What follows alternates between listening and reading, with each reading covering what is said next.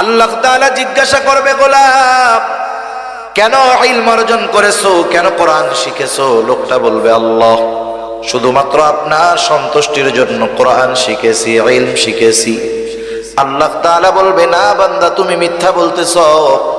তুমি যে উদ্দেশ্যে ইলম অর্জন করেছো তা হলো দুনিয়ার মানুষ তোমাকে আলেম বলবে, হাফেজ বলবে, তোমার তিলাওয়াত শুনে মানুষ প্রশংসা করবে, তোমার আলোচনা শুনে মানুষ প্রশংসা করবে।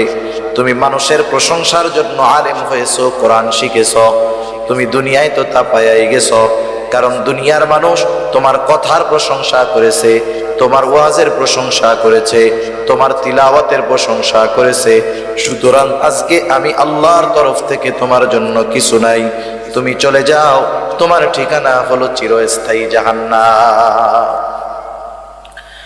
একটু খেয়াল দিয়ে বুঝেন, একটা মানুষ তার জীবনটা দিয়ে দিয়েছে, আরেকজন মানুষ জীবনের অর্জিত সম্পদগুলো দান করেছে, আরেকজন মানুষ দুনিয়ার কথা চিন্তা না করে ইলম অর্জন করেছে। এত কষ্টার্জিত বিষয়গুলো কোনো মূল্য পায় নাই। কেন? বলে ওইগুলো করেছে ঠিক, তবে আল্লাহর সন্তুষ্টির জন্য করে নাই, যার কারণে এই ইবাদত, এই আমল তার কোনো কাজে আসে নাই। উল্টা জাহান্নামে যাওয়ার কারণ কেন হলো? বুঝে থাকলে একটু জবাব দিবেন জবান খুলে। বলেন তো, ইবাদতের একমাত্র হকদার কে? আরো জোরে বলেন, কে? আল্লাহ। আল্লাহ হলেন ইবাদতের একমাত্র হকদার। কেউ যদি আল্লাহ তাআলার হক নষ্ট করে, অর্থাৎ ইবাদত করার দরকার ছিল আল্লাহর সন্তুষ্টির জন্য, কিন্তু করলো মানুষের সন্তুষ্টির জন্য, এটার দ্বারা হলো শিরক। এক নাম্বার, ওই ইবাদত আল্লাহর জন্য হয় নাই, হয়েছে শিরক। দ্বিতীয়ত, ইবাদতের হকদার ছিল আল্লাহ, ইবাদত আল্লাহর জন্য হয় নাই, বিদায় আল্লাহর হক নষ্ট হয়েছে। শিরক যুক্ত ইবাদত আল্লাহ তাআলার কাছে কোনো দাম নাই, এই জন্য ওইটা বাদ। দুই নাম্বার, ইবাদতের হকদার ছিল আল্লাহ, যেহেতু অন্যর জন্য করার কারণে আল্লাহর হক নষ্ট করা হয়েছে, এই জন্য এই ইবাদত কাজে আসবে না, বরং তার জাহান্নামে যাওয়ার কারণ হয়ে যাবে। সেজন্য আমরা যেই ইবাদত করি না কেন, আমরা ওই ইবাদত গুলো আল্লাহ তাআলার সন্তুষ্টির জন্য করব। সেটা যত ছোট ইবাদত হোক, যত বড় ইবাদত হোক, আল্লাহর জন্য যদি না হয় ওই ইবাদতের কোনো দাম আছে? যত ছোট ইবাদত হোক, আল্লাহর জন্য যদি হয়, দাম আছে না নাই? এটার নাম হলো ইখলাস, যে আমার সব ইবাদত একমাত্র আল্লাহ তাআলার জন্য হবে। যখন কোন ছোট ইবাদতের মধ্যেও এই উদ্দেশ্য থাকে, ওই ইবাদতটা তখন সুন্দর বলে বিবেচিত হয়। আল্লাহ তাআলা বেশি ইবাদত, বেশি আমল আমাদের কাছে চায় না। আল্লাহ তাআলা সুন্দর ইবাদত চায়, সুন্দর আমল চায়। সুন্দর কাকে বলে? আমরা আমাদের সংজ্ঞায় সুন্দর সেটাকে বলি যেটা দেখার পরে চক্ষু তৃপ্ত হয়, অন্তরের মধ্যে প্রশান্তি আসে। এখন বলেন তো, আপনাদের সামনে যদি একজন আফ্রিকার কালো মানুষকে এনে দেওয়া হয়, আমাদের সংজ্ঞায় বলেন তো ওই লোকটা ভালো না কালো? ভালো লাগবে আমাদের? চোখ তৃপ্ত পাবে? তৃপ্তি পাবে? চোখ তৃপ্তি পাবে না, চোখের ভালো লাগবে না। তাহলে আমাদের সংজ্ঞায় কালো যে সে সুন্দর না। কিন্তু আল্লাহ তাআলার সংজ্ঞা, সৌন্দর্যের সংজ্ঞা এটা ভিন্ন সংজ্ঞা। আল্লাহ রাব্বুল আলামিন কোরআনুল কারীমের সূরাতুল মুলকের মধ্যে বলেন, আল্লাযী খালাকাল মাউতা ওয়াল হায়াতা লিয়াবলুয়াকুম আইয়ুকুম আহসানু আমালা। আল্লাহ তাআলা বলেন, তিনি আল্লাহ যিনি জীবন এবং মৃত্যুকে সৃষ্টি করেছেন। এবং কেন করেছেন? বলে লিয়াবলুয়াকুম, তোমাদের পরীক্ষা করার জন্য। কিসের পরীক্ষা? আল্লাহ তাআলা বলেন আইয়ুকুম আহসানু আমালা, পরীক্ষা হলো তোমাদের মধ্যে কার আমল কত সুন্দর।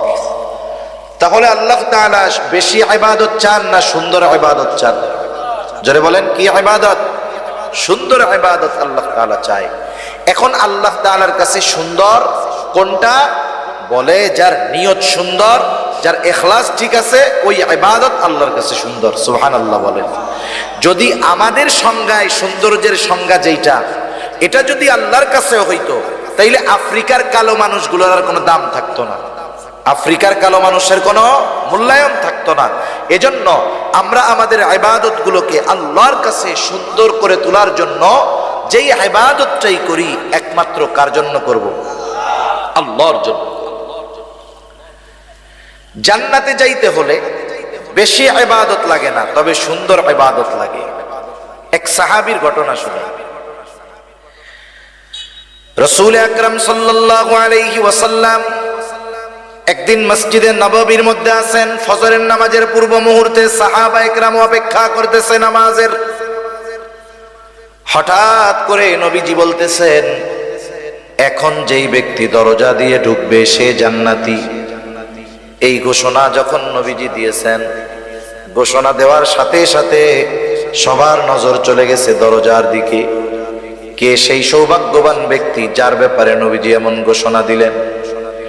সবাই দরজার দিকে তাকায় আছে। দেখা গেল একজন মানুষ, সে মসজিদের মধ্যে ঢুকতেছে, তার ওযুর পানি এখনো দাড়ি দিয়া পড়ে। প্রথম দিন চলে গেল। আবার পরদিন নবী ফজরের নামাজের পূর্ব মুহূর্তে আবার বলতেছে, এখন যেই ব্যক্তি দরজা দিয়ে ঢুকবে সে জান্নাতি। আগের দিনের মতো সবার নজর দরজার দিকে।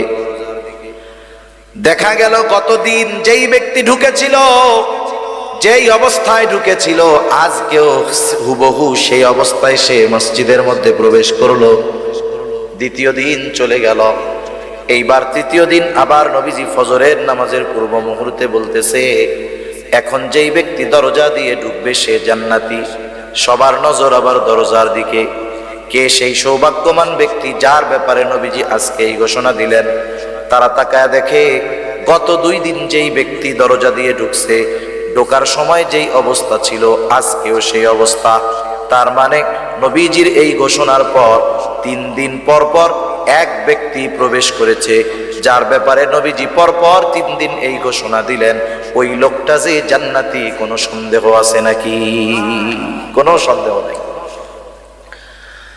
রাসূল আকরাম সাল্লাল্লাহু আলাইহি ওয়াসাল্লামের এমন ঘোষণার পরে আব্দুল্লাহ ইবনে আমর ইবনুল আস রাদিয়াল্লাহু তাআলা আন ওই লোকটাকে গিয়ে জিজ্ঞাসা করতেছে, ভাই আমি তোমার বাড়িতে 3টা রাত থাকতে চাই, 3টা রাত যাপন করতে চাই।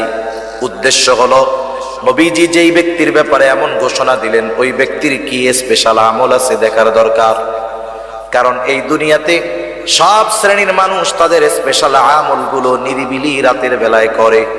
বলেন তো, চোর চুরি দিনে করে না রাত্রে করে? ডাকাত ডাকাতি দিনে করে না রাত্র করে?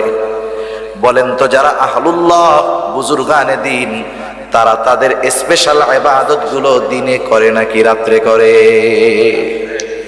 এই রাতের বেলায় মূলত বুজুর্গ যারা, এরা রাতটাকেই ইবাদতের জন্য বেছে নেয়, কারণ একেবারে নিরিবিলি, কোনো ঝঞ্ঝাট নাই, ঝামেলা নাই। আবার যারা ওই ধরনের অকারেন্স করে, অপরাধ করে, ওরাও অপরাধের জন্য রাত্রকে বেছে নেয়, কারণ মানুষজন সব ঘুমে থাকে, রাস্তায় লোকজন থাকে না। তা উনি চিন্তা করতেছে স্পেশাল ইবাদত তো রাতের বেলা করে। এখন উনি রাতের বেলা কি ইবাদত করে এটা জানার জন্য তো ওনার বাড়িতে থাকার দরকার। উনি গিয়া ওই লোকটাকে বলতেছে। আর এক হাদিসের আলোকে বোঝা যায় নবীজি যেই ব্যক্তির ব্যাপারে এই ঘোষণা দিয়েছেন ওই ব্যক্তির নাম হলো সাদ বিন মুআজ রাদিয়াল্লাহু তাআলা আনহু, হযরত সাদ রাদিয়াল্লাহু তাআলা আনহু। উনি গিয়ে বলতেছে, ভাই আমি তোমার বাড়িতে একটু রাত্র যাপন করতে চাই। বলে, কোনো অসুবিধা নাই, চলেন। এশার নামাজ পড়ে ওই লোকটার সাথে আব্দুল্লাহ ইবনে আমর ইবনুল আস চলে গেলেন তার বাড়িতে। আগের আমলে আমাদের গ্রাম অঞ্চলে ছিল, বাহিরের কোনো মেহমান যদি আসতো বাড়ির ভিতরে নেওয়া লাগতো না। আমাদের এলাকায় বলে কাছারি ঘর। আপনাদের কি বলে? কাছারি বলে না? আগে কাছারি ছিল। কাছারি এমন ভাবে থাকতো, ঘরের মানুষের মহিলাদের পর্দা এমনি হয়ে যাইতো। কাছারির মুখটা থাকতো বাহির দিকে, মেহমান ঢুকতো, ওইখানে পানি বাথরুম করার ব্যবস্থা বাইরে থাকতো। তার মানে একজন মেহমান আসলে ভেতরের মহিলাদের পর্দার ব্যাপারে কোনো সমস্যা হইতো না। দেখেন, আগের মানুষেরা, আমাদের মা দাদিরা নানিরা, এনারা কিন্তু এত বোরকা পইরা ঘুরে নাই। কিন্তু এমনও দেখা গেছে ওই দাদি নানিদেরকে ওই বাড়ির মানুষ সারা জিন্দেগিতে অন্য পরপুরুষ এক নজরও দেখতে পারে নাই, ঠিক কিনা বলেন? আসলে বিষয় হলো বোরকাটা পর্দার জন্য জরুরি তা না, পর্দার জন্য মূলত নিজেকে প্রস্তুত করার দরকার। এখনের বোরকাগুলো পরার পরে তো আরো পর্দার চাইতে বেপর্দা হয়, ঠিক কিনা বলেন? বোরকা পরে কেন? বলে পর্দা করার জন্য। পর্দা করার জন্য যদি পরে, এখনকার যে বাপ বোরকা, আসলে ওইটা তো পর্দার জন্য হয় না, বরং মানুষকে আরো তার পোশাকের প্রতি আকৃষ্ট করার জন্য পরা হয়। সে যদি নিজেকে লুকানোর জন্য পরতো তাহলে ওই ধরনের স্টাইল থাকতো না, এমব্রয়ডারি থাকতো না, 14-15টা কুচি থাকতো না। কি যে ভাব হইছে বোরকার, এগুলো দ্বারা বাস্তবিক পর্দা হয় না। অথচ আগের মহিলারা এখনো অনেক আছে আমাদের গ্রাম অঞ্চলগুলোতে। পুরুষ মানুষ দেখছে, বৃদ্ধ মানুষ, কেউ তার দিকে তাকাবে না। সে দেখা যাচ্ছে রাস্তার থেকে নেমে কাপড়টাকে এমন ভাবে ঢাকনা দিছে যে তার দেহের আবহাওয়া আকৃতি বোঝার কোনো সিস্টেম নেই। কাচারি ঘরে থাকতে দিয়েছে আব্দুল্লাহ ইবনে আমর ইবনুল আসকে। আব্দুল্লাহ ইবনে আমর ইবনুল আস তিনি তো ঘুমানোর জন্য যান নাই, মূলত দেখার জন্য গেছে কি ইবাদত করে। তিনি খেয়াল করলেন ওই ব্যক্তি ঘরের মধ্যে ঢুকলো, বাতি নিভায়া দিল, ঘুমায় গেল।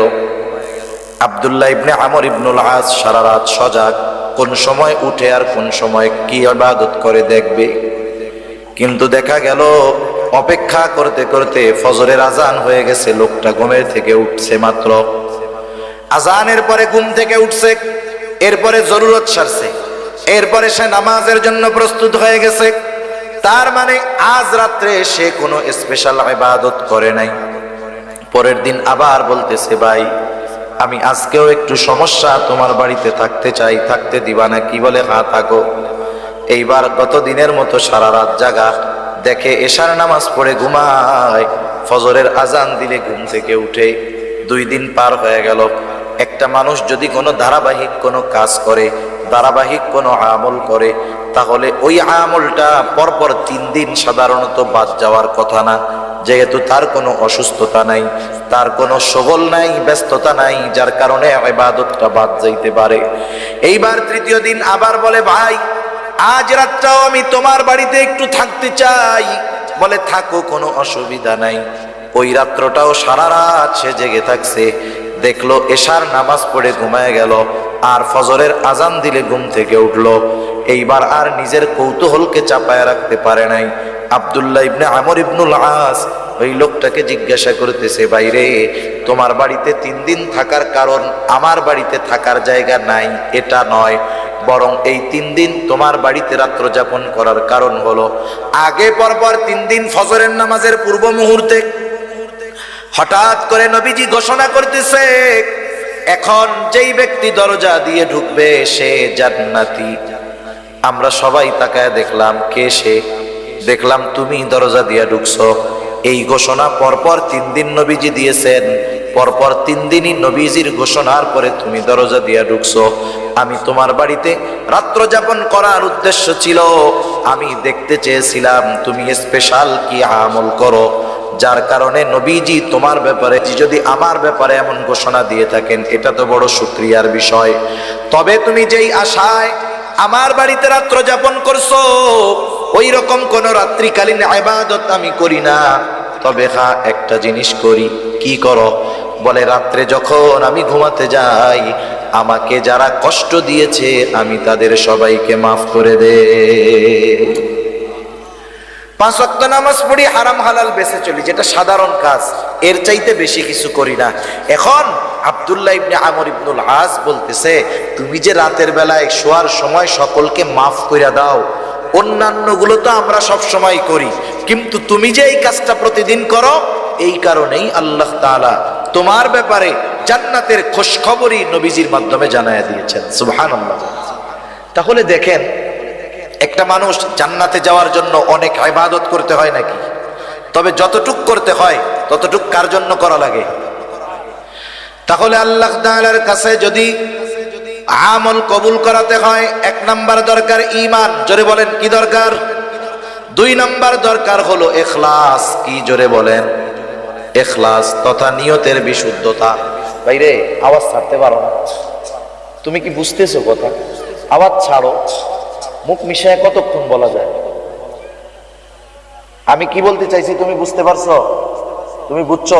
এটা রিভার্ব দিয়ে আওয়াজটা সুন্দরভাবে ছাড়ো, আওয়াজটা জেনে আমার দূরের থেকে সুন্দর মতো টানে। তোমার তো এইটার কোনো আওয়াজ হয় না, তুমি খালি ওই বাইরের ওইটা বাড়াও আর কি। নাকি পারো না? না পারলে বলবা যে পারি না, তাহলে আর দরকার নেই, যা আছে তাই থাক। তাহলে 1 নাম্বার দরকার হলো ঈমান, 2 নাম্বার দরকার হলো ইখলাস তথা নিয়তের বিশুদ্ধতা, 3 নাম্বার দরকার হলো সুন্নাত। সুন্নাত কারণ দুনিয়ায় কোনো ইবাদত নাই যে ইবাদতের সুন্নাত পদ্ধতি নাই। ইবাদত নিজস্ব মন গড়া পদ্ধতিতে করলে হয় না, ইবাদত করতে হয় মুহাম্মাদুর রাসূলুল্লাহ সাল্লাল্লাহু আলাইহি ওয়াসাল্লামের পদ্ধতিতে।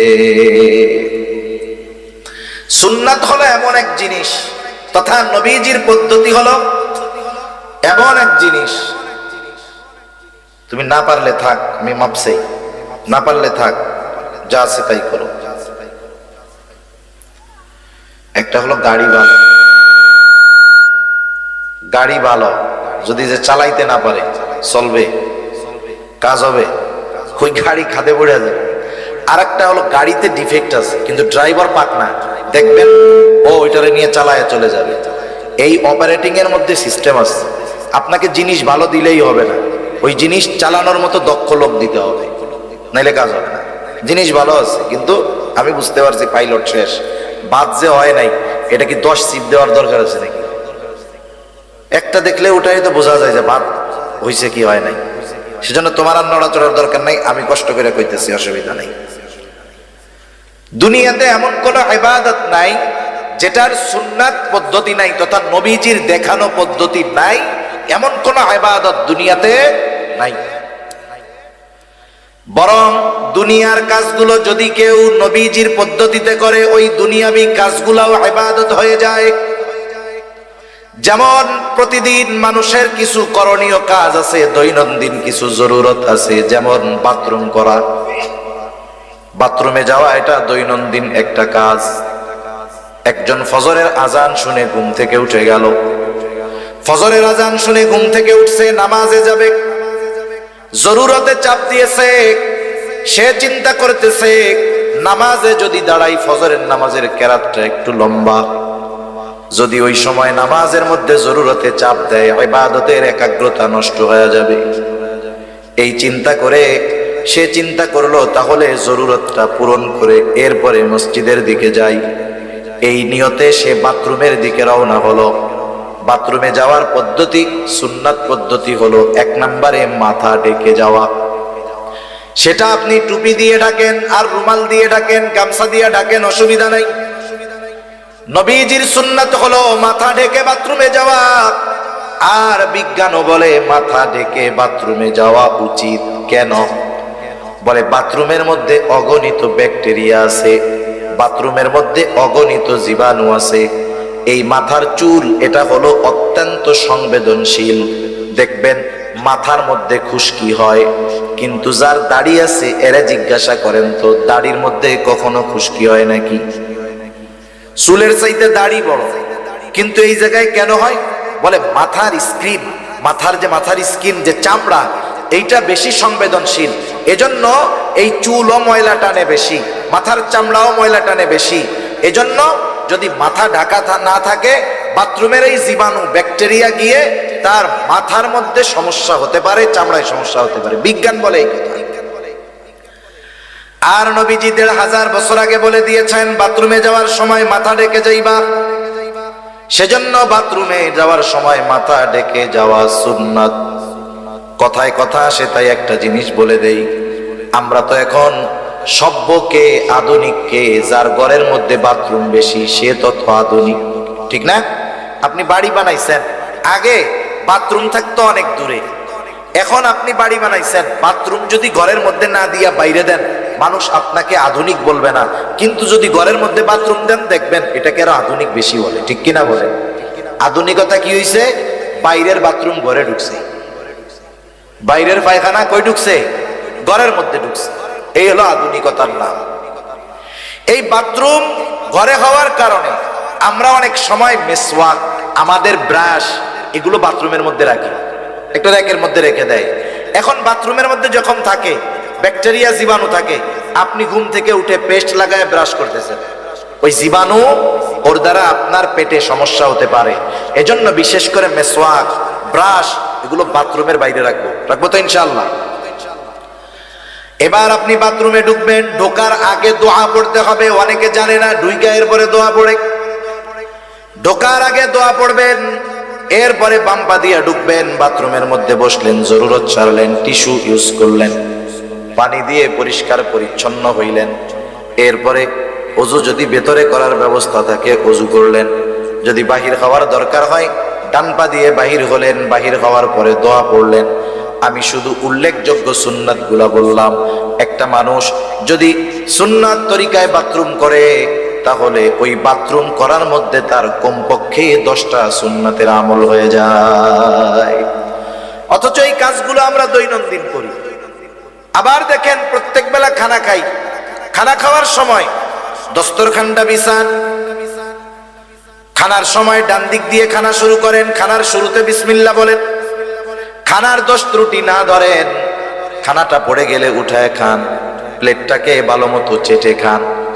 এই যে অনেক সময় আমরা হুজুররা কোনো জায়গায় খাইতে গেলে একটু চাইটা চুইটা খাই, অনেকজন দেখা দেখা কয় কিরে দেখ হুজুর প্লেট না খায় ফেলায়, আল্লাহ জানে। আরে প্লেট তো জান্নাতে গিয়া খামু, এর আগে একটু প্র্যাকটিস করে আনি, ঠিক কিনা বলেন? এই যে দেখেন বিজ্ঞান কি বলে, আমি আপনি যখন খাবার পরে আঙ্গুলগুলো চেটে খাই, আঙ্গুলের উপরে ধারালো ধারালো দাগ আছে না নাই? মানুষ মারা যাওয়ার সাথে সাথে এই রেখাগুলো চলে যায়। এটা যখন জিহ্বার সাথে ঘষা খায় দেখবেন একটা লালা হয়, লালা। এই লালাটা কত উপকারী! এই লালাটা আমি আপনি খেয়ে ফেলি যখন, এটা আমার আপনার খাবার হজমের জন্য কাজ করে। সুবহান! আপনি প্লেট চাইটা খাইতেছেন, মানুষ বলতেছে খেত, আমি বলি এটা সুন্নাত। উপকার কি? 1 নাম্বার নবীর সুন্নাত অনুযায়ী খানা খাওয়ার কারণে সওয়াব হইল। 2 নাম্বার, হাত যখন চেটে পুটে খেলাম, এই যে লালা হলো ঘষা লাগার কারণে, এই লালা আমার হজমের জন্য কাজ করে। সুবহান! ইসলামের প্রত্যেকটা বিষয় মেনে চললে আখিরাতের উপকার তো আছে, দুনিয়ার গুলোও আছে। তবে আমরা দুনিয়াবি কল্যাণের জন্য ইবাদত করব না, ইবাদত করব আল্লাহর জন্য, আর দুনিয়াবি কল্যাণ অটোমেটিকলি আল্লাহ দান করবে। সুবহান! তাহলে দুনিয়ার কাজগুলো যদি নবীর তরিকায় করা হয়, সুন্নাত তরিকায় করা হয়, ওগুলো ইবাদত হয়ে যায়। আর ইবাদত যেগুলো, ওগুলো অবশ্যই অবশ্যই নবীজির সুন্নাত তরিকায় করতেই হবে। সুন্নাত বিহীন কোনো ইবাদত নাই। অনেকে মনে করে সুন্নাত মনে হয় এমন জিনিস, করলে সওয়াব না করলে গুনাহ নাই। আসলে বিষয়টা এমন নয়। কিছু সুন্নাত আছে ফরজ, কিছু সুন্নাত আছে ওয়াজিব, কিছু সুন্নাত আছে সেটা স্বাভাবিক সুন্নাত। এখন কথা হইল কিছু সুন্নাত ফরজ, এটা কেমনে হয়? যেমন কোরআনুল কারীমের মধ্যে নামাজের কথা আছে 82 জায়গায়। কয় জায়গায়? 82 জায়গায় নামাজের কথা আছে। আল্লাহ তাআলা কোন বিষয়ে গুরুত্ব আরোপ করার জন্য একাধিকবার বলার দরকার হয় না, একবার বললেই সেটা যথেষ্ট হয়ে যায়। আল্লাহ তাআলা 82 জায়গায় নামাজের কথা উল্লেখ করার দ্বারা কমপক্ষে 82টা উদ্দেশ্য আছে। আল্লাহ তাআলা নামাজের কথা কোরআনুল কারীমে 82 জায়গায় বলছেন।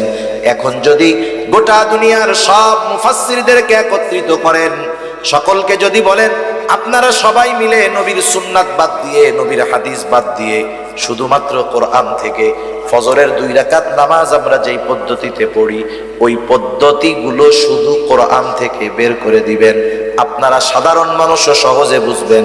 বলেন তো, নবীর সুন্নাত হাদিস বাদ দিয়ে শুধু কোরআন থেকে 2 রাকাত নামাজ পড়ার পদ্ধতি কিয়ামত পর্যন্ত কেউ বের করতে পারবে নাকি? কেউ কিয়ামত পর্যন্ত পারবে না, অসম্ভব এটা। তাহলে নামাজের আদেশ করেছেন আল্লাহ, আর নামাজ কিভাবে পড়তে হবে শিখিয়ে দিয়েছেন মুহাম্মাদুর রাসূলুল্লাহ সাল্লাল্লাহু আলাইহি ওয়াসাল্লাম। নবীজি বলেন, সল্লু কামা রাআইতুমুনি উসাল্লি, নামাজ কিভাবে পড়তে হবে আমাকে দেখে দেখে তোমরা শিখো, আমাকে দেখে দেখে নামাজ পড়া শিখো। কিভাবে নামাজ পড়তে হবে, তার মানে নামাজের আদেশ করেছেন আল্লাহ, আর নামাজের পদ্ধতি শিখিয়ে দিয়েছেন মুহাম্মদুর রাসূলুল্লাহ। অনেক উদাহরণ না, একটা দুইটা উদাহরণ দেই। আজকে আমি আমার জীবনে কক্সবাজার সবচাইতে ফালতু মাইক পাইলাম, এনারে যেমনে বলতেছি পারতেছে না। আমার আগে ভাই কথা বলছে কেমনে, আমি স্টার্ট করার পরে সাউন্ডটা নষ্ট হয়ে গেল। আমারই বদনসিব মনে হয়। নামাজের যেই ফরজগুলা আছে, নামাজের ফরজগুলার মধ্যে একটা ফরজ হলো রুকু করা। কি করা? আমার দিকে তাকান, একটু কষ্ট করে তাকান, আমি বেশি সময়ের কথা বলবো না। কি করা বলেন না, জোরে বলেন। রুকু করা কি ফরজ? রুকু করা কি ফরজ? রুকুর আদেশ আল্লাহ তাআলা করেছেন। আল্লাহ তাআলা বলেন ওয়ারকাউ মা'আর রাকিঈন, রুকুকারীদের সাথে রুকু করো। এখন রুকু শব্দের অর্থ হলো ঝুঁকা, ঝুঁকা। এখন ঝুঁকবেন কতটুকু? একজন দাঁড়ানো, সে যদি মাথা ঝুঁকায় এটাও ঝুঁকানো, যদি একেবারে নিচু হয়ে যায় সেটাও ঝুঁকানো। এখন আপনি যদি শুধু কোরআন থেকে রুকুর পদ্ধতিটা নিজে আবিষ্কার করতে চান, তাহলে কতটুকু ঝুঁকতে হবে বের করতে পারবেন না। তাহলে এই ফরজ, রুকু করা ফরজ, কতটুকু ঝুঁকতে হবে, কিভাবে পিঠ থাকবে, নজরটা কোথায় থাকবে, এটা কিন্তু আল্লাহ বলে দেন নাই, এটা আমাদের শিখিয়ে দিয়েছেন মুহাম্মদুর রাসূলুল্লাহ। তাহলে এই রুকুর পদ্ধতিটাও একটা সুন্নাত পদ্ধতি। এই জন্য নবীজির কিছু সুন্নাত আছে যেগুলো ফরজের সাথে সম্পৃক্ত, আবার কিছু সুন্নাত আছে যেটা ওয়াজিব। সারা দুনিয়ার মুহাক্কিক উলামায়ে কেরাম একমত, কেউ কষ্ট নেবেন না। এই যে আমাদের দাড়ি হয়, এই দাড়ি হলো মুসলমানদের একটা শিআর, একটা নিদর্শন। উচিত কি? নবীজি বলেন দাড়ি লম্বা করো, মোছকে খাটো করো। নবীজি বলছেন মোছ খাটো করো, দাড়ি লম্বা করো। কতটুক করতে হবে? মুহাক্কিক উলামায়ে কেরাম গবেষণার মাধ্যমে বলেন, সাহাবায়ে কেরামের আমলকে দেখে বলেন, তাবেঈন, তাবেঈনের আমলের আলোকে বলেন, কমপক্ষে একটা মুমিনের দাড়ি এক মুষ্টি পরিমাণ রাখতে হবে। যদি সে না রাখে, যদি সে খাটো রাখে, সেটে রাখে, তাহলে অবশ্যই অবশ্যই তাকে গুনাহগার হতে হবে। এটা নবীর সুন্নাত। এই সুন্নাতটা কিন্তু ওই সুন্নাত নয় যে রাখলে সওয়াব, না রাখলে গুনাহ নাই। এই সুন্নাতটা হলো দায়েমি সুন্নাত, এজন্য এটা হলো ওয়াজিব। এই সুন্নাতটা কি বলেন? এই নবীর এই দাড়ি রাখার পদ্ধতিটা কি হবে? ওয়াজিব। না রাখলে গুনাহ হবে। আমরা দোয়া করি যারা রাখতে পারে নাই আল্লাহ তাদের রাখার তৌফিক দান করুক। সকলে বলি আমিন। আবার কিছু সুন্নাত, সাধারণ সুন্নাত, আমি যে কথা বোঝানোর জন্য বলতেছিলাম, দুনিয়ার যে কোনো ইবাদত রাসূল আকরাম সাল্লাল্লাহু আলাইহি ওয়াসাল্লামের দেখানো পদ্ধতিতে করতে হবে, নাইলে ওই ইবাদত আল্লাহ তাআলার কাছে কবুল হবে না। তাহলে পেছন থেকে আবার একটু রিভিশন দেই। ইবাদত কবুল হওয়ার জন্য 1 নাম্বার দরকার হলো ঈমান, 2 নাম্বার দরকার হলো ইখলাস তথা নিয়তের বিশুদ্ধতা, যে আমি এই ইবাদত কাকে খুশি করার জন্য, কাকে দেখানোর জন্য করতেছি। 3 নাম্বার, ওই ইবাদতটা হতে হবে নিজের পদ্ধতিতে নয়, নবীজির পদ্ধতিতে। 4 নাম্বার, সে যেই ইবাদত করবে সেই ইবাদতের ব্যাপারে তার জ্ঞান থাকতে হবে, ইলম অর্জন করতে হবে। এই জন্যই নবীজি সাল্লাল্লাহু আলাইহি ওয়াসাল্লাম বলেন, তলাবুল ইলমি ফারিদাতুন আলা কুল্লি মুসলিম, দ্বীনি ইলম শিক্ষা করা প্রত্যেক মুসলমান নরনারীর উপরে ফরজ। কতটুক ফরজ? কেউ কেউ বলেন যতটুকু দ্বারা সে নিজে দ্বীনের উপরে চলতে পারে এতটুকু শিক্ষা করা ফরজ। আবার কেউ কেউ বলেন না না, বরং এর চাইতে আর একটু বেশি শিখতে হবে। কেন?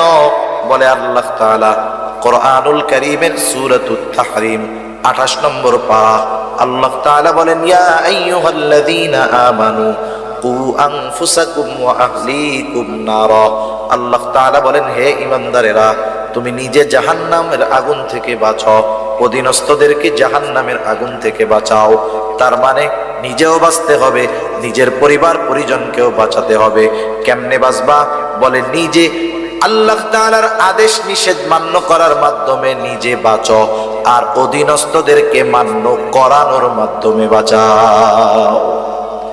নিজে আমল কইরা বাঁচো, অধীনস্থদেরকে আমল করে বাঁচাও, নিজে আল্লাহর হুকুম আহকাম মেনে চলার মাধ্যমে বাঁচো, অধীনস্থদেরকে হুকুম আহকাম মেনে চালানোর মাধ্যমে বাঁচাও। এজন্য আল্লাহ তাআলা কোরআনুল কারীমের মধ্যে একা আমাকে আপনাকে নামাজি হওয়ার আদেশ করেছেন তা নয়, আল্লাহ তাআলা নামাজের ব্যাপারে যেমন বলেন ওয়া'মুর আহলাকা বিস-সালাতি ওয়াসতাবির আলাইহা, আরে তুমি তোমার অধীনস্থদেরকে নামাজের আদেশ করো, তুমিও তার উপরে অটল থাকো। কিছু কিছু জায়গায় আল্লাহ তাআলা নিজের আমলের আগে অধীনস্থদেরকে করানোর আদেশ দিয়েছেন। তার মানে আমাদের সমাজে অনেক মানুষ আছে নিজে নামাজ পড়ে, সন্তানরা নামাজ পড়ে না, নিজে নামাজ পড়ে, নিজে ঠিকমতো দিনের উপরে চলে, নিজের ঘরের মানুষ চলে না, আছে না নাই? মনে রাখবেন, ধরা পড়ে যেতে হবে কিয়ামতের দিন। আমি আমল করলাম, অধীনস্থদেরকে দিয়ে আমল করাইলাম না, আদেশ করলাম না।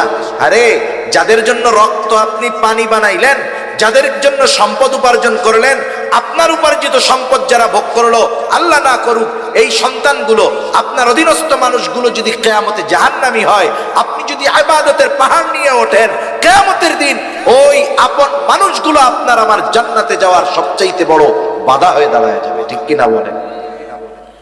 এজন্য ফিকির শুধু একা না, অধীনস্থদেরকে নিয়ে করতে হবে। যেহেতু আল্লাহ তাআলা বলেছেন নিজে জাহান্নামের আগুন থেকে বাঁচো, অধীনস্থদেরকেও বাঁচাও, কেমনে বাঁচবা, কেমনে বাঁচাইবা? বলে আল্লাহ তাআলার আদেশ নিষেধ মান্য করার মাধ্যমে নিজে বাঁচো, অধীনস্থদেরকে মান্য করানোর মাধ্যমে বাঁচাও।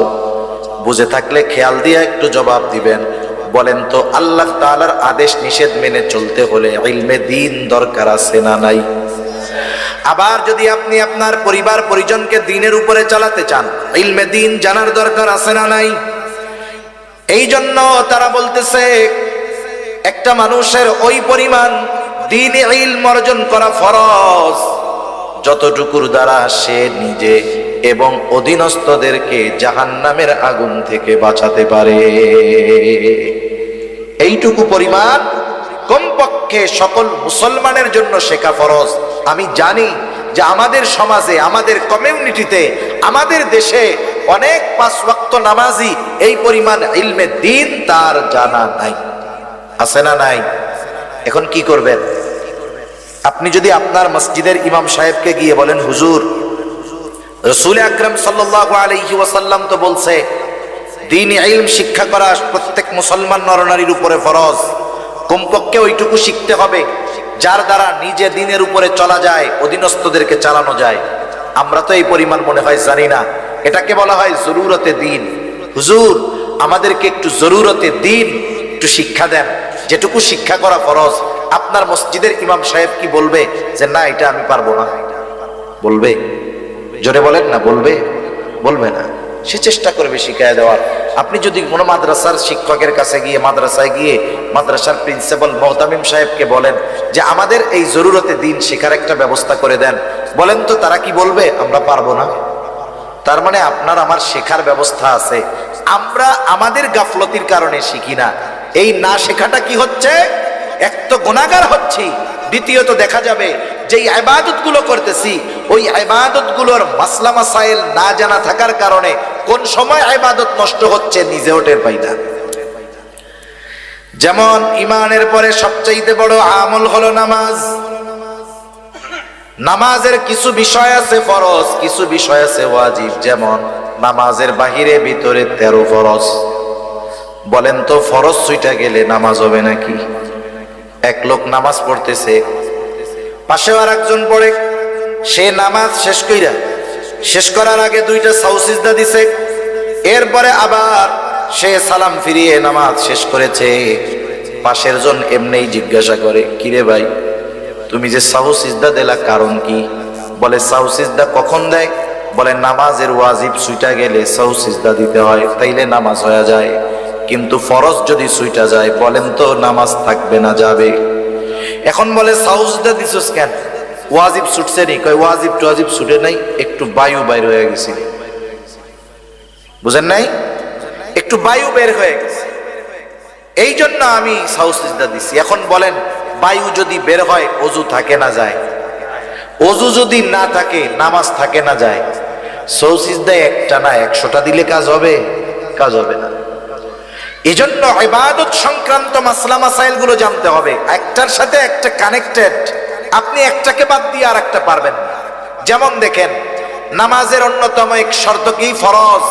যে কাপড় পাক, কাপড় কি হওয়া লাগবে? পাক হওয়া লাগবে। কাপড় যদি না পাক হয় অন্য সব ঠিক, নামাজ হবে না। এখন আপনার এই ক্ষেত্রে তাহারাত, পবিত্রতার মাসলাগুলো জানতে হবে, যে কোন কারণে পোশাক পাক নাপাক হয়, কোন কাজ করলে নাপাক পোশাকটা পাক হয়ে যায়। এখন উনি তাহারাতের মাসালা, পবিত্রতার মাসালা জানে না। এখন উনি কি করছেন? ওনার কাপড়ে একটু প্রস্রাবের একটা ফোঁটা পড়ছে। কাপড়ের উপরে যদি প্রস্রাবের একটা ফোঁটা পড়ে, ওই প্রস্রাবটা কি এক জায়গায় থাকে না ছড়িয়ে যায়? এক ফোঁটা প্রস্রাব যতটুকু জায়গা নিয়ে ছড়াবে, ওই কাপড়ের দ্বারা নামাজ না হওয়ার জন্য যথেষ্ট হয়ে যায়। এখন দেখেন, উনার এটা জানা নাই, উনি প্রস্রাব করছে, ঢিলা কুলুক ব্যবহার করে নাই, প্রস্রাবের একটা ফোঁটা লুঙ্গিতে লাগছে, এখন ওই ফোঁটার পানি প্রস্রাব ছড়ায় গেছে, এখন উনি সুন্দর মতো ওযু করে নামাজ পড়েছে, বলেন তো নামাজ কি হবে? একটার সাথে একটা কানেক্টেড, এটা প্রত্যেকটা মুসলমানের জানা দরকার ছিল। ওযুর ফরজ, গোসলের ফরজ, এগুলো জানার দরকার। নামাজের বাহিরে ভিতরে 13 ফরজ জানার দরকার। যদি সে না জানে কি ক্ষতি? বলে ফরজ ছুটে গেলে সে তো জানবেই না ফরজ ছুটে গেছে। দেখা যাবে জীবনে অনেক নামাজ পড়েছে, ফরজ ছুটে গেছে, এই কারণে তার এক ওয়াক্ত নামাজও আল্লাহর কাছে কবুল হয় নাই। আবার নামাজের ওয়াজিব 14টা, ওয়াজিব ছুটে গেলে সাহু সিজদা দিতে হয়। দেখা গেল তার ওয়াজিব গুলো জানা নাই, জানা থাকলেই না ছুটলে সাহু সিজদা দিবে। হ্যাঁ, ওয়াজিব ছুটে গেছে, টেরও পায় নাই, সাহু সিজদা তো দেয়ই নাই, তাহলে কি হলো? বলে তার নামাজ হয় নাই। এইবার নামাজ ভঙ্গের কারণ আছে 19টা, এগুলো নামাজিকে নামাজের আগে জানতে হবে। দেখা গেল এর থেকে যদি একটা কারণ পাওয়া যায়, নামাজ নষ্ট হয়ে যায়, নামাজ ভেঙে যায়। আবার অজু ভঙ্গের কারণ আছে 7টা, অজু যদি ভেঙে যায় নামাজও ভেঙে যায়। চিন্তা কইরা দেখেন, এক নামাজ এর সাথে কত মাসালা রিলেটেড আছে। এই জন্য নবীজিও জানায় দিয়েছেন দ্বীনি ইলম শিক্ষা করা ফরজ। আর আমরা যেই ইবাদত করব, সেই ইবাদতের পরিপূর্ণ মাসলা যদি না থাকে, দেখা যাবে নিজের অজান্তে ইবাদতের মধ্যে ভুল হয়ে গেছে। সেজন্য রোজা আসতেছে, রোজার সব মাসলা মাসাইল গুলো জানবো। কোন কারণে রোজা ভাঙে, কোন কোন কারণে রোজা নষ্ট হয়ে যায়, এই বিষয়গুলো জানা জরুরি কি জরুরি নয় বলেন? রোজার আগে জানা নিব হুজুরদের কাছ থেকে, ওলামা ইকরামের কাছ থেকে। নাইলে এত পরিশ্রম করে সারাদিন না খেয়ে কষ্ট করে রোজা রাখলেন, দেখা গেল সামান্য ত্রুটি অজানার কারণে, অজ্ঞতার কারণে ইবাদত নষ্ট হয়ে গেল। মনে করেন একটা লোক জানে না যে আগুনে হাত পুড়ে যায়, এই লোক এই জিনিসটা তার কি নাই, জানা নাই। এখন সে যদি না জানে যে আগুনে হাত পুড়ে যায়, জানে না, কিন্তু আগুনের মধ্যে যদি হাত দেয়, পুড়বে কি পুড়বে না বলেন তো? আগুন তো বলবে না যে ও জানে না, তাইলে এর আর পুরানোর দরকার নাই।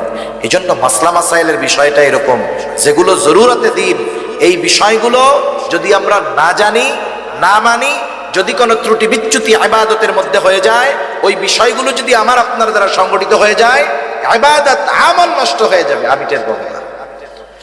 সেজন্য 4 নাম্বার যেই জিনিসটা দরকার, যেই ইবাদত করবে সেই ইবাদতের মাসলা মাসাইল গুলো জানবে। 5 নাম্বার, তার খাবারটাকে হালাল করতে হবে, খাবারটা হালাল। অনেক মানুষ আছে খাবার হালালের ব্যাপারে বড় পেরেশান। বিষয়টা কিন্তু এমন না, খাবার শুধু হালাল হলেই হবে না, উপার্জনটা হালাল দরকার আছে না নাই? উপার্জনও হালাল হতে হবে, খাবারটাও হালাল হতে হবে। এখনকার জামানায় মানুষ তো হারাম উপার্জন করে লজ্জিত হয় না, বরং গর্বিত হয়। সমাজের মধ্যে আরো মাথা উঁচু করে থাকে হারামখোরের দল, আছে না নাই বলেন? পরিস্থিতি কোথায়? অথচ আল্লাহর রাসূল সাল্লাল্লাহু আলাইহি ওয়াসাল্লাম হালাল উপার্জন করাকে ইবাদত বলে অভিহিত করেছে। রাসূলুল্লাহ সাল্লাল্লাহু আলাইহি ওয়াসাল্লাম বলেন, কাসবুল হালালি ফরিদাতুম বাদাল ফরিদা। ফরজ ইবাদতের পরে অন্যতম ফরজ ইবাদত হলো হালাল উপার্জন করা। একটা মানুষ যখন ফজরের নামাজ আদায় করবার পর হালাল উপার্জনের নিয়তে হালাল কর্ম করে, মনে রাখবেন একটা মানুষের কর্ম যত ছোট হোক, ওই কর্মটা যদি হালাল কর্ম হয়, ওই ব্যক্তিকে কর্মের কারণে কখনো তিরস্কার করা যাবে না। কর্ম যদি হালাল হয়, এই হালাল কর্মের কারণে তাকে তিরস্কৃত করা যাবে না। আমাদের সমাজে আমাদের অঞ্চলে যেগুলো হয় বলি, মনে করেন কেউ থাকলে মনে করো কিছু করবেন না, আমি বোঝানোর জন্য বলি। একজন লোক রিক্সা চালায়, আমাদের সমাজে একজন মানুষ রিক্সা চালালে তাকে একেবারে নিম্ন শ্রেণীর মানুষ বলে মনে করা হয়। এলাকার একটা সমাধানের জন্য 10 জন মানুষ বসেছে, 20 জন মানুষ বসেছে, ওই এক এলাকার মানুষ, এর মধ্যে উচ্চ শিক্ষিত মানুষ আছে, ডাক্তার আছে, ইঞ্জিনিয়ার আছে, প্রফেসর আছে, শিক্ষিত মানুষ আছে, সাথে সাথে এলাকার মানুষ হিসাবে রিক্সাওয়ালাও আছে। যে কোনো এক বিষয়ে সমাধানের জন্য তারা চিন্তা করতেছে, কিন্তু সমাধানের পথ কেউ খুঁজে পায় না। এখন রিক্সাওয়ালা রিক্সা চালাতে পারে ঠিক, আল্লাহ সুবহানাহু ওয়া তাআলা তাকে ভালো মন্দের বুঝ তো দান করতে পারে, ঠিক কিনা বলেন? এখন রিক্সাওয়ালার মাথায় একটা বুদ্ধি আসছে, যাই যদি কাজ করা হয় আমাদের আসন্ন সমাধান অথবা যেই সমস্যার সমাধান হয়ে যাবে। ও এখন বলতে চায় যে আমি একটা কথা বলি, যখন ডাক্তার, ইঞ্জিনিয়ার, প্রফেসর, উকিল, ব্যারিস্টার, ম্যাজিস্ট্রেট ওনারা সমাধান পায় না, মাথা গরম, এই টাইমে যদি রিক্সাওয়ালা বলে আমি একটা কথা বলি, তখন কি হবে? ওনাদের মেজাজ গরম, এটা রিক্সাওয়ালা বয়। এত জ্ঞানী গুণী মানুষ এই জায়গায় আছে, বুদ্ধি পায় না, রিক্সাওয়ালা ওই জায়গায় মাথা চাড়া দিয়ে উঠছে। আচ্ছা, এই লোকটা তো এই এলাকার, এর তো একটা নাম ছিল, ঠিক কিনা বলেন? নাম ছিল না? কিন্তু নাম বাদ দিয়ে ওর কর্মকে আগে বলার কারণ কি? কারণ কি? এই কর্মের কথা বলে ওকে আঘাত করা, কর্মের কথা বলে ওকে কি করা? আঘাত করা। সেজন্য আমাদের সমাজে ছোট পেশার মানুষ যারা, আমরা এদেরকে অনেক সময় তাদের কর্মের ব্যাপারে তিরস্কার করি। খবরদার, হালাল উপার্জনকারী, সে হালাল উপার্জন করতেছে, যেই ছোট্ট কর্মের দ্বারা ওই কর্মটাকে তিরস্কার করার কোনো সুযোগ নাই। মনে রাখবেন, আপনার বাজারের একজন মুচি জুতা সেলাই যে করে, জুতা সেলাই করে যেই মুচি হালাল উপার্জন করে, আর সচিবালয়ের একজন সচিব যে মানুষের টাকা খেয়ে, ঘুষ খেয়ে সম্পদের পাহাড় করেছে, এই সমাজের মানুষের কাছে ওই সচিবের দাম হতে পারে, কিন্তু আল্লাহ তাআলার কাছে ওই হালাল উপার্জনকারী মুচির দাম ওই হারামখোর সচিবের চাইতে অগণিত গুণ বেশি, ঠিক কিনা বলেন? এজন্য সমাজের অনেক মানুষ, ছোট পেশার মানুষ, এরা নিজেরা মাঝে মধ্যে মনে করে আমরা কত ছোট হয়ে গেলাম। না না, এ সমাজে যেই পেশাগুলোকে আমরা ছোট মনে করি, এইরকম অনেক পেশা আল্লাহ তাআলা নবীদের দিয়ে করিয়েছেন। যেমন কামার, অস্ত্র বানায় লোহা থেকে, দাউদ আলাইহিস সালাতু ওয়াস সালাম এই কাজ করেছেন। পৃথিবীর বড় বড় মনীষী আছে যারা এমন এমন কাজ করেছে, তাদের কর্ম দ্বারা তারা বিবেচিত হয় নাই, কিন্তু তাদের কথা, তাদের কর্ম, তাদের জ্ঞান দ্বারা গোটা দুনিয়া উপকৃত হচ্ছে, ঠিক কিনা বলেন? এজন্য এক নম্বর, আমরা সমাজের কোনো ছোট কর্মজীবী মানুষ যার কর্মটা হালাল, তাকে এই কর্মের কারণে কখনো তিরস্কার করব না। এজন্য নবীজি বলেন, কাসবুল হালালি ফরিদাতুম বাদাল ফরিদা, ফরজ ইবাদত সমূহ ঠিক রেখে যে হালাল উপার্জনের জন্য হালাল কর্ম করে, নবীজি বলেন এটাও তার ইবাদত। সুবহানাল্লাহ বলেন, কারণ সে হালাল খাওয়ার উদ্দেশ্যে হালাল উপার্জন করে। এই জন্য 1 নাম্বার দরকার হলো হালাল উপার্জন, 2 নাম্বার দরকার হালাল খাবার। কারণ খাবার যদি হালাল হয় কিন্তু উপার্জনের অর্থ যদি হারাম হয়, এই খাবারটাও হারাম খাবারের মতো। মনে করেন একজন সরকারি চাকরিজীবী, সরকারি চাকরি যত ছোট হোক ওই জায়গার ইনকাম বেশি, বুঝেন নাই? সরকারি চাকরি যত ছোট হোক ইনকাম বেশি। আমার এরকম জানাশোনা কয়েকজন লোক আছে, সচিবালয় আছে, উপসচিব পর্যায়ের আছে, আর একজন সচিব হয়ে যাবে আশা করা যায়। এই আল্লাহর বান্দা, সরকারের পক্ষ থেকে ওনাকে গাড়ি দেওয়া হয়েছে, উনি ওই গাড়ি ফিরাইয়া দিছে যে আমি এই গাড়িটা ব্যবহার করব না। কেন? উনি যখন ওই সরকারি গাড়ি ব্যবহার করবে, ওনার কাছ থেকে, ওনার স্যালারি থেকে কিছু স্যালারি বেতন কাটা হবে এই ফ্যাসিলিটির জন্য। উনি বলতেছে আমি আমার বাসায় পায়ে হেঁটে যাতায়াত করতে পারবো, প্রয়োজনে লোকাল বাসে যেতে পারবো, সমস্যা নাই, আমি এই গাড়ি ব্যবহার করব না। কেন? বলে যেই টাকাটা আমার বাঁচবে, কাটা হতো, ওটা তো আর কাটবে না, কারণ আমি সুযোগ নেই নাই, আমার টাকাও কাটবে না। কি হবে তাইলে? বলে ওই টাকাটা হলে আমার বাচ্চা কাচ্চার লেখাপড়ার খরচ চালাইতে আমার একটু সহজ হবে। এটা বলতেছে কে? একজন উপসচিব পর্যায়ের লোক, একজন উপসচিব পর্যায়ের মানুষ। সে ইচ্ছা করলে কি করতে পারে এটা একজন সাধারণ শিক্ষিত মানুষও বুঝতে পারে। কিন্তু দেখা যাবে কি, ওই উপসচিবের গেটের বাইরে যেই পিয়ন আছে, ও দেখা যাবে প্রতি মাসে লক্ষ লক্ষ টাকা ইনকাম করতেছে, আসবে স্যারের সাথে দেখা করতেছে, চা নাস্তার কিছু পয়সা দেন। আর এরা চা মগে কাপে খায় নাকি গাজি ট্যাঙ্ক 1000 লিটারের ট্যাঙ্কিতে চা খায় আল্লাহ জানে। 2-4-5 হাজার টাকার কমে এদের চা পানের টাকা হয় না, ঠিক কিনা বলেন? ওই ব্যক্তি তো আবারও ওরে 5,000 টাকা হাতের মধ্যে গুজে দিয়ে স্যারের সাথে দেখা করে আসবে, কাজ শেষ। স্যার তো আর ঘুষ খায় না। দেখা যাবে ওই পিয়ন ঢাকা শহরে বাড়ি করে ফেলছে, কিন্তু উপসচিব তার বাপ দাদার রেখে যাওয়া বাড়িটা ভেঙে যাচ্ছে, ঠিক করার টাকা তার কাছে নাই। আছে না নাই? এরকম অনেক আছে। আবার ওই যে বললাম পিয়ন লক্ষ লক্ষ টাকার মালিক, কোটি কোটি টাকার মালিক। মনে করেন ওই রকম একজন লোক আজকে ভালো ইনকাম হয়েছে, 20,000 পকেটের মধ্যে ঢুকছে। এই যে ঘুষের টাকাটা নিল, বলেন তো এটা হালাল না হারাম? কত জঘন্য এক হারাম। মানুষের উপার্জনের অনেক পদ্ধতির মধ্যে হারাম পদ্ধতির মধ্যে একটা হলো এই ঘুষ। এখন সেই হারাম টাকা নিয়ে বাজারে গেছে। বাজারে যাওয়ার সময় দেখে বিশাল বড় এক গরু জবাই হয়েছে। গরু যত বড় এর গোস্তের স্বাদ তত বেশি না কম। এটা দেখার পরে তার গোস্ত কেনার জন্য খুব ইচ্ছা হয়েছে। এখনো কসাইরে জিজ্ঞাসা করতেছে, এই এত বড় গরু জবাই দিলা কেমনে? কারণ প্রাণী যদি হালাল হয়, জবাই যদি আল্লাহর নাম বাদ দিয়ে দেওয়া হয়, ওই হালাল প্রাণীর গোস্ত আর হালাল থাকে না। জিজ্ঞাসা করতেছে, জবাই দেওয়ার সময় কি আল্লাহর নাম বলছিলা? কসাইও চালাক কম না। কসাই বলে যে, শোনেন, আমি নিজে নামাজ কালাম পড়ি না, তাতে কি হয়েছে? আমি এ মাসালা খুব ভালো মতো জানি। ইচ্ছা কইরা যদি আল্লাহর নাম বাদ দিয়ে জবাই করি, তাইলে এই গরুর গোস্তের আর হালাল থাকবে না, হারাম হয়ে যাবে। সকলকে যদি খাওয়াই আমার গুনাহ হবে। নিজে নামাজ পড়ি নাই, আল্লাহ চাইলে মাফ করে দিব। মানুষরা যদি হারাম খাওয়াই, হক নষ্ট করা হবে, আল্লাহ মাফ করারও সুযোগ নেই। আমি বিসমিল্লাহ কইয়াই জবাই দিছি। লোক নিশ্চিত হলো যে গরুর গোস্ত কি আছে? হালাল আছে। এইবার কি করতেছে? পকেট থেকে টাকা বের করে দিয়ে বলতেছে, আমারে 10 কেজি গরুর গোস্ত দাও। আমার একটু বলেন, এই যে খাবারটা হালালের ব্যাপারে কত সচেষ্ট সতর্ক হলো, কিন্তু পকেট থেকে যেই টাকা দিল সেটা হালাল না হারাম? এজন্য এই বিষয়টা খেয়াল রাখার দরকার। সে যদি চুরি কইরা ওই গরুর 10 কেজি গোশত নিত, তার যেমন অবস্থা হতো, হালাল হতো না। ওই ঘুষের টাকা, সুদের টাকা দিয়ে যখন কিনছে, ওটাও হালাল হবে না।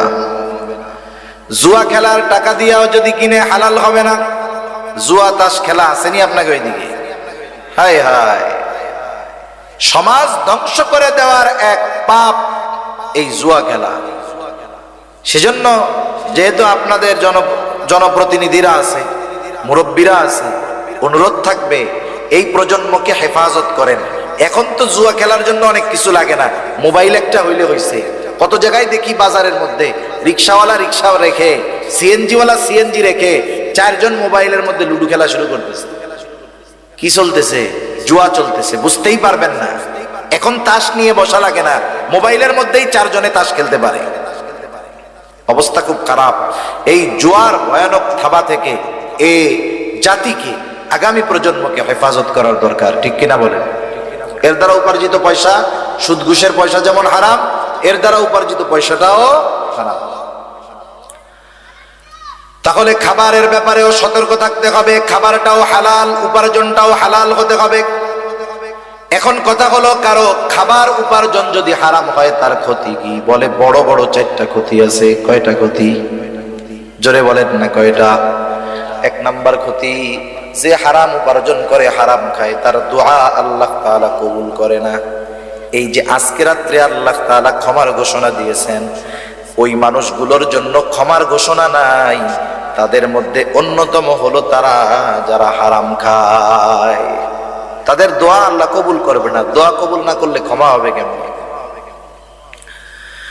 1 নাম্বার ক্ষতি, তার দোয়া কবুল হয় না। দোয়া কবুলের কিছু সময় আছে, স্থান আছে। ওই সময় স্থানগুলোতে গেলেও তার দোয়া কবুল হবে না। এক ব্যক্তি বহু দূর সফর করে উস্কো খুস্কো চুলে বাইতুল্লাহর কাছে গিয়ে দোয়া করতেছে। সাহাবায়ে কেরাম দেখে মনে করতেছে এই ব্যক্তির দোয়া আল্লাহ তাআলা কবুল করবেন, ঠেকাবেন না। নবীজিকে আল্লাহ তাআলা ওই ব্যক্তির অবস্থা জানায় দিলেন। নবীজি বলেন, আল্লাহ তাআলা ওই ব্যক্তির দোয়া কেমনে কবুল করবে? যার উপার্জনটা হারাম, যার দেহটা হারাম খাবার দিয়ে গঠিত, যার দেহর মধ্যে হারাম পোশাক, ওই ব্যক্তির দোয়া আল্লাহ তাআলা কেমনে কবুল করবে? তাহলে হারাম উপার্জন, হারাম যারা খায়, এক নম্বরে তাদের দোয়া কবুল হয় না। দুই নাম্বার, যারা হারাম উপার্জন করে, হারাম খায়, নবীজি সাল্লাল্লাহু আলাইহি ওয়াসাল্লাম বলেন, লা ইয়াদখুলুল জান্নাতা জাসাদুন উযিয়া বিল হারাম। হারাম বক্ষণকারীর শরীর জান্নাতে প্রবেশ করবে না। এক নাম্বার ক্ষতি, দোয়া কবুল হবে না। দুই নাম্বার ক্ষতি, জান্নাতে প্রবেশ করতে পারবে না। তিন নাম্বার ক্ষতি, আল্লাহ তাআলা কোরআনুল কারীমের মধ্যে বলেন, ইয়া আইয়ুহার রুসুলু কুলু মিনাত তাইয়্যিবাতি ওয়া'মালু সলিহা। আল্লাহ তাআলা সব রাসূলগণকে এক নির্দেশ দিয়েছেন, হে রাসূলগণ, আপনারা পবিত্র খান আর আমলে সালেহ করেন। এর দ্বারা উদ্দেশ্য হলো হালাল খান আর আমলে সালেহ করেন। বুজুর্গানে দিন উলামায়ে কেরাম বলেন, এখানে উদ্দেশ্য হলো যার খাবার অপবিত্র তথা হারাম, তার ইবাদত আল্লাহ কবুল করে না। চার নম্বর ক্ষতি, কেউ যদি হারামকে হালাল মনে করে তাহলে তার ঈমান থাকে না। একজন হারাম কাজ করতেছে, হারাম মনে করে, তার গুনাহ হবে, তবে সে বেঈমান হবে না। কিন্তু একজন হারাম কাজ করে না, কিন্তু ওই হারামকে সে হারাম মনে করে না, সে না কইরাও বেঈমান হবে। ঠিক কিনা কন? একটা উদাহরণ দিয়ে আলোচনা শেষ করে দেই। আমাদের সমাজে অনেক মানুষ আছে, সরকারি চাকরি করে, সে তখন ঘুষ টুস কিচ্ছু খায় না, তার সংসার চালাতে, পরিবার চালাতে কষ্ট হয়। এরপরে সরকারি চাকরি শেষ, এখন আর কোনো টেনশন নাই, মসজিদে গিয়ে সব সময় নামাজ কালাম পড়ে, মসজিদ থেকে বাইর হয় না। এখন ইমাম সাহেব জিজ্ঞাসা করে, চাচা, চাকরি যখন ছিল তখন তো টেনশনে দেখতাম, চাকরি এখন নাই, টেনশনও নাই, তবে এখন সংসার চলে কেমনে? বলে এখন আরো ভালো চলে। কেমনে ভালো চলে? বলে আগে বেতন পাইতাম 30,000, 30,000 দিয়া বাসা ভাড়া, লেখাপড়া, অন্যান্য খরচ দিয়ে মাসে আমার চলা কষ্ট হইতো, এখন আরো ভালো চলে। কেমনে চলে? বলে আমি 1 কোটি টাকা পাইছিলাম, ব্যাংকের মধ্যে রেখে দিছি, এখন মাসে মাসে 1 লাখ টাকা পাই, আলহামদুলিল্লাহ। আমার একটু বুঝাই বলেন তো, 1 কোটি টাকা ব্যাংকে ফিক্সড ডিপোজিট করে রেখেছে, নির্দিষ্ট পরিমাণে তাকে লাভ দেওয়া হচ্ছে। বলেন তো এটা কি? কোনো সন্দেহ আছে? খাইতেছে সুদের টাকা, বলে কি আলহামদুলিল্লাহ। সুদের টাকা খেয়ে কি বলতেছে? যদি বুঝে বলে থাকে ঈমান নাই। একজন মদ খায়, মদ খাইতেছে, কবিরা গুনাহ, কিন্তু কেউ যদি ইয়ারকি মাইরা বিসমিল্লাহ বলে মদ খায়, সাথে সাথে বেঈমান হয়ে যাবে, কোনো সন্দেহ নেই। একজন খাচ্ছে মদ, খেয়ে যদি সে আলহামদুলিল্লাহ বলে, বেঈমান হয়ে যাবে, কোনো সন্দেহ নাই। খাচ্ছে সুদ, স্পষ্ট এক হারাম, অথচ বলতেছে আলহামদুলিল্লাহ। এজন্য কেউ যদি হারামকে হারাম মনে না করে তাহলে তার ঈমান থাকে না। আসেন এবার মূল কথা। আল্লাহ তাআলা বললেন, ঈমানদার নারী অথবা পুরুষ আমলে সালেহ যদি করে, কয় ধরনের পুরস্কার? একটু জোরে বলেন, কয় ধরনের? 2 ধরনের পুরস্কার। একটা দিবেন দুনিয়ায়, আর একটা দিবেন আখিরাতে। কি পুরস্কার? 1 নাম্বার দুনিয়ার কথা বলেন। আল্লাহ তাআলা বলেন, ফালানুহইয়ান্নাহু হায়াতান তাইয়্যিবা। আল্লাহ তাআলা বলেন, আমি তাকে এক পবিত্র জিন্দেগি দান করব। সুবহানাল্লাহ। পবিত্র জীবন দ্বারা উদ্দেশ্য কি? পবিত্র জীবন দ্বারা উদ্দেশ্য হলো যে আল্লাহ তাআলা এই দুনিয়ায় তাকে মানুষের মুখাপেক্ষী করবে না, এই দুনিয়ার প্রয়োজন মেটানোর ব্যবস্থা করবে। একটা হলো প্রয়োজন, আর একটা বিলাসিতা। এখানে প্রয়োজন উদ্দেশ্য, প্রয়োজন আল্লাহ তাআলা মেটানোর ব্যবস্থা করবে। আল্লাহ তাআলা এই দুনিয়াতে তাকে পারিবারিক শান্তি দান করবে। আল্লাহ সুবহানাহু ওয়া তাআলা তাকে ইবাদতের মজা দান করবে। আল্লাহ তাআলা দ্বীনের উপরে চলা তার জন্য সহজ করে দিবে। বলেন তো, আমাকে যদি কেউ এই নিশ্চয়তা দেয় আপনার এই জীবনে যত প্রয়োজন সব মেটানোর ব্যবস্থা হবে, আর কোনো টেনশন আছে? সম্মানের দিক দিয়ে কখনো মানুষের কাছে হাত পাতা লাগবে না, আপনি ইবাদতের মজা পাবেন। আপনার পরিবারের মানুষের দ্বারা আপনাকে শান্তি দেওয়া হবে, নেককার বিবি দেওয়া হবে, নেককার সন্তান দেওয়া হবে, যেই স্ত্রী সন্তান আপনার চক্ষু শীতলের কারণ হবে। সাথে সাথে আপনি ইবাদত করতে মজা পাবেন। আমরা কিন্তু ইবাদতে মজা পাই না। মসজিদে গেলে বসতে মন চায় না, 4 দোকান থেকে আর উঠতে মন চায় না। ঠিক কিনা বলেন? ইবাদতের মজা, এটা হলো হায়াতান তাইয়্যিবা, পবিত্র জিন্দেগি। আর আখিরাতে কি দিবে? আল্লাহ তাআলা বলেন, ওয়ালা নাজজিয়ান্নাহুম আজরাহুম বিআহসানি মা কানু ইয়ামালুন। আর আখিরাতে এই আমলে সালেহ যারা ঈমানের সাথে আমলে সালেহ করেছে, এই মানুষগুলোকে আল্লাহ তাআলা দুনিয়ায় যা করছে ওই তুলনায় বহুগুণ বেশি বড় প্রতিদান আল্লাহ তাআলা দিবেন।